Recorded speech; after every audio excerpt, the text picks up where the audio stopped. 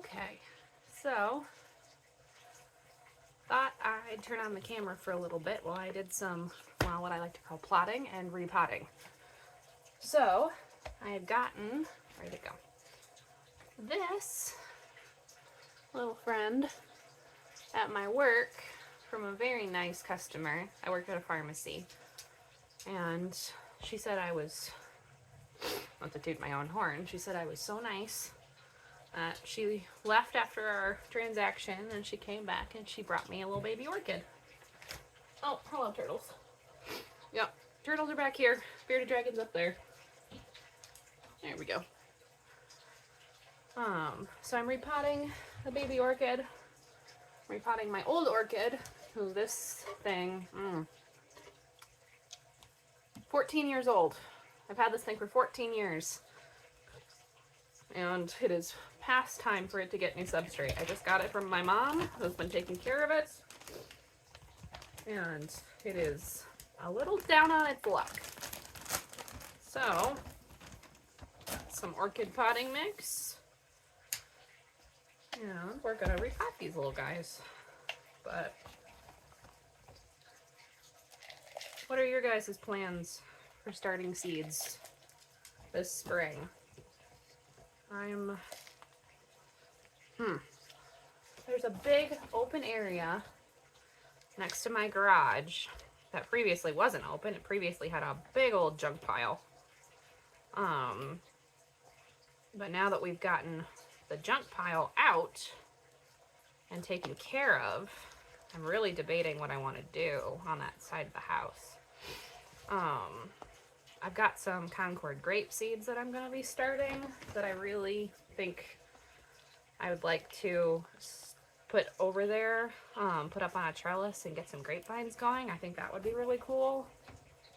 But I also picked up a whole bunch of seeds as like a birthday gift to myself last week from Baker Creek, and a lot of them are flowers. I watch Roots and Refuge pretty religiously, and Jess will be the first one to tell you that you should turn your whatever space you want to be spending time into a beautiful space, because if it doesn't grant you joy, then why are you even there? You're not going to want to spend time there if it doesn't actually bring you joy. It just brings work and toil. And I really love that, and I really want to foster that. So production, yes, for fruit, and I think I'm going to grow some medicinal herbs. Like I got some marshmallow seeds and some mullein. Out of here. You don't need to get into my seeds. But yeah, I think I'm going to grow a lot of flowers over on the side of the garage and work on, creating that beautiful space. Anyway, one orchid done. Look how cute that looks. I got these self-watering planters on Amazon a long time ago. I'm glad I'm finally getting the chance to use them. Once again, this poor guy has never had new substrate. I just feel bad for it. Oh my goodness. Come here, my friend. My old friend. Nope, not moving you yet. We're gonna put a little bit of bark in the bottom here first. And we'll lift you out. Come on. Come on. Come on. This thing is so old. I really hope I don't kill it. It was a gift when I was 12 on a very not great time of my life from a very nice neighbor down the road. And it would be a shame if it died right after I get it, because Mom has kept it alive for 15 years, 14 years, something like that. And it'd be a real shame if the minute I got it, then I killed it. And a lot of this guy's roots are actually up, so I think I'm gonna hit it with a little bit of mist here. Get a little bit of a drink. Orchid number 2. I really hope this one bounces back, because I'll be very sad otherwise. Goodness, I've made a mess. Mess, mess, mess. Oh gosh. I'm still figuring out how this whole sharing my thoughts on camera thing works without getting all self-conscious and silly. But I realize how much time I spend watching YouTube channels like The Holler Homestead and Roots and Refuge, and how much I thoroughly enjoy their updates and their content and watching their vlogs, that I'm trying not to feel self-conscious, because the people who are going to seek out this content are the people who actually enjoy watching stuff like this. And I should embrace it, I think. That's what my pharmacist tells me, and he also does the YouTube thing. He's been coaching me a little bit. S. Wilshus follows me. I can put a link down to his YouTube channel down in the description. It's only right, since he's helping me. So this guy has been in a Cool Whip container as long as I've had it. It was a gift from a friend. And I think it's past time that this thing got an upgrade. Hi guys. My cat and my dog are helping me. By helping, I mean being nosy babies. Aren't you? Being nosy. Now once again, one can only hope I'm not going to turn into a plant hospice here. Plants go to die, but not so much for me. It's more like where plants go to survive, but they're not happy about it. Oh. Whee. All right, friend. Let's go back up here in the sun. Wow, add some more seeds to my collection here.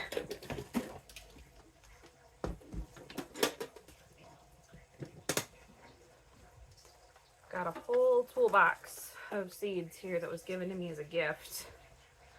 But I had to stock up on a couple more. One, because I am an addict and can't help myself. Two, it was my birthday, and that was my little birthday gift to myself. And three, I genuinely did need a couple varieties. My husband really loves carrots, and I had a shortage of carrot seeds. Oh gosh. One of the free seeds from Baker Creek is a hot pepper, and my husband and I are both old babies when it comes to spice, so I'm gonna have to find a way somebody to pawn that off on. I got little finger carrots and Danvers half-long carrots. We have such a short growing season up here that I really try to pick varieties that I know are going to have a higher chance of actually fruiting in our growing season. This one was just because I want to grow it and see what happens. This is a birdhouse gourd. I would think that would be so cool to have a couple gourds that I could turn into birdhouses. I could paint them. I could hang them from our trees. I just think that sounds like a whole lot of fun. See, this is another one. Japanese wasabi radishes. Spicy. No go. I know who I can pawn these off on. I just gotta mail them to her. She moved us out. She moved it. Little Rock, Arkansas. I'm actually talking to her today. I'm excited. But we got some Blue Lake bush beans. I tried to grow pole beans without trellises last year, and that did not work. We don't have a whole lot of money to build trellises this year, so I kind of veered toward the bush beans. Marshmallow, just like I was saying. I think the flowers are really beautiful, and also, you know, medicinal herb and all that. I got, let's see, I got some asters. I am a sucker for flowers that have a million petals on them. I just think they're so pretty. Rebecca. Black-eyed Susans are a personal favorite of my mom's, and so I thought I'd grow those because she lives downstate in Grand Rapids area. Calendula. Wanted to grow those both for medicinal purposes and because they're pretty. Echinacea, once again, medicinal and also beautiful. And the Mazurkia zinnias. Not gonna lie, I picked these because they sound like the mazurka from the animated Addams Family movie. And also, they're absolutely gorgeous, and I want to see if I can get them to grow for me. Last I stocked up on is a couple more tomato varieties. I need some more Martino's Roma and Amish paste tomatoes. Phew! Pardon me. I also got some Prairie Fire tomatoes. Look at those. Look how cool that looks. Like, they're so cool. I got some Berries Crazy Cherry, Multiflora. They look so cool. And I'm here for anything that says they produce like mad. And then the Mortgage Lifters. I wanted to try another big slicer and see if I could actually get it to fruit this time. And this one sounded promising.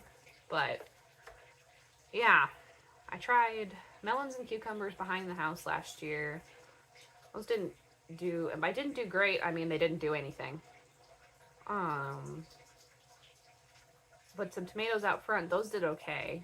So maybe I'll put zucchinis and melons and cucumbers up front in my other bed next to my tomatoes in the other bed, and see if I can't get all of my sun lovers to actually fruit and give me things this year. And then maybe I'll put beans and peas and stuff in the back where there's a little less sun, a little cooler temperatures. They might enjoy that.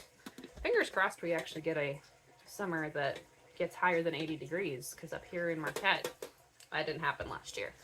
I think the highest it ever got was 82, and it rained all summer. And just nothing I grew did well, which was frustrating, because that was my first garden season. And I know, gotta be patient. And gardening is a skill and all that. But when you watch a bell pepper grow all summer and finally ripen, and the day you go to get it, you go out there and it's been ripped off the stem and chewed on by a mouse. Not the most encouraging experience. Oh gosh. Yeah. I need to go find my habanada seeds. I really want to grow those. Habanadas and jalapenos. You know, hot peppers, not a spice. Anyway, I'll see you guys next time.